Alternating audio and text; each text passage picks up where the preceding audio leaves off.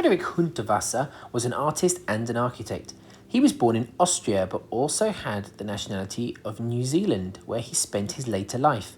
Beside his work in the field of art and architecture, he's also well known for being an environmentalist and eco-activist.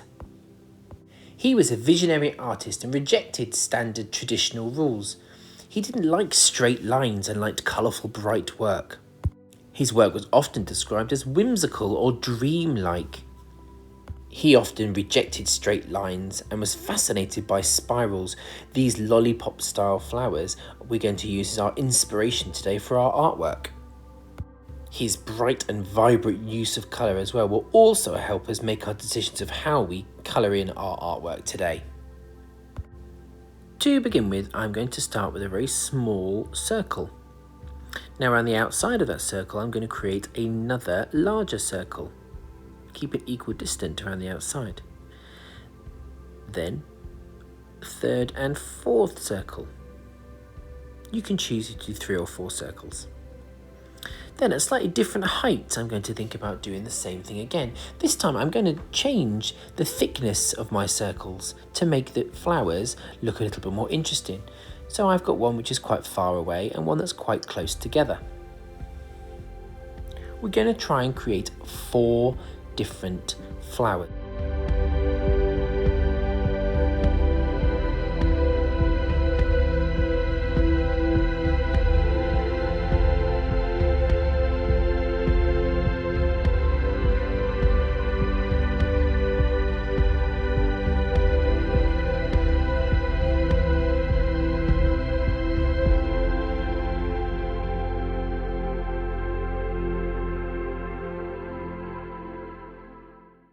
We can then add stems or stalks to each of our lollipop flowers.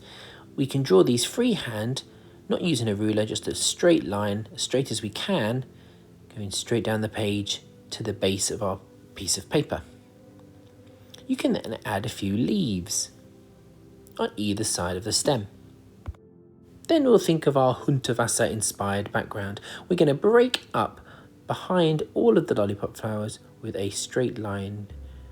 Keep an equal thickness from one side of the page to the other. Careful not to draw through your flowers. And once it's all divided up, we're ready to think about how we might decorate it.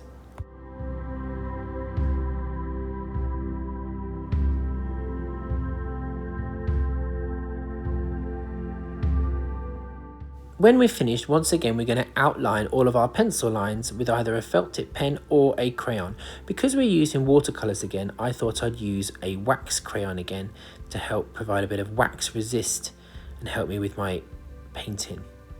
Our aim today is to paint one flower with primary colours, one with secondary colours, one with warm colours and one with cool colours. So I'll set my watercolours up with plenty of water on my brush to rinse my colours out.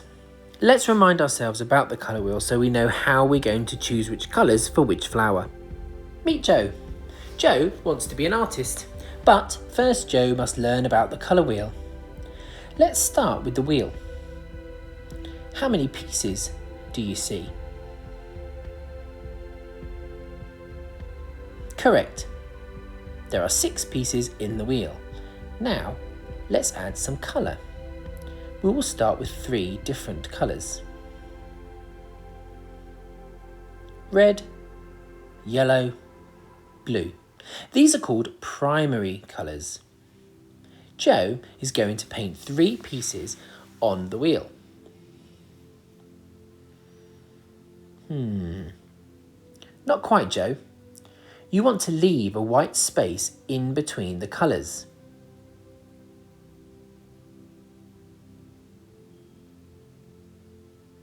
That's right. Now, how do we get the other colours without buying more paint?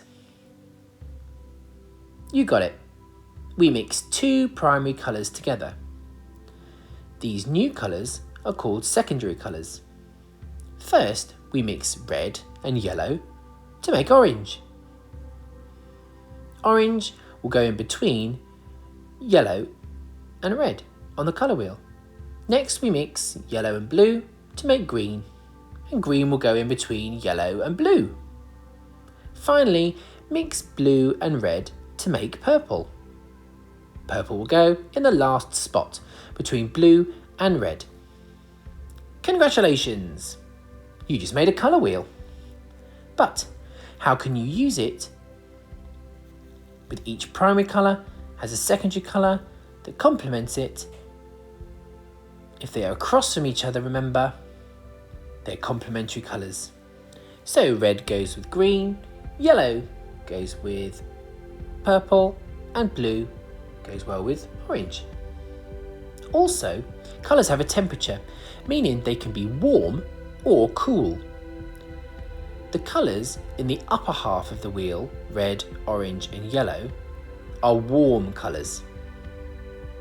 They are used for things like fire or the sun. The colours in the lower half, green, blue and purple, are cool colours.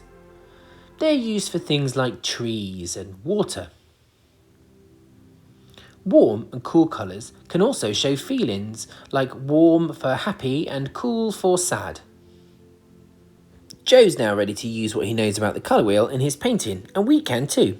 You'll notice that I chose to paint my first colour, my first flower, all of the primary colours, the yellow, blue and red.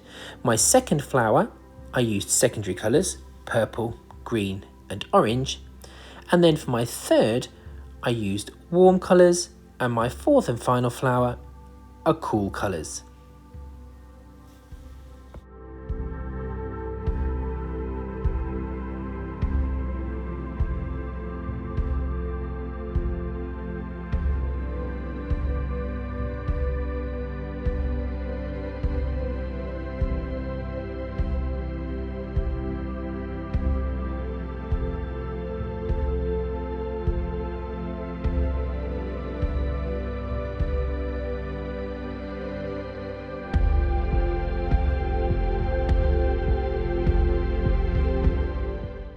Thinking about Hundertwasser's use of colour and what I wanted from my painting, I decided I wanted my background to be a nice warm, happy feeling, so I decided to use oranges and reds from the upper half of the colour wheel. You can decide how you want to colour your own background in. But remember, our aim for our flower is to create a warm flower, a cool flower, one using primary colours and one using secondary colours.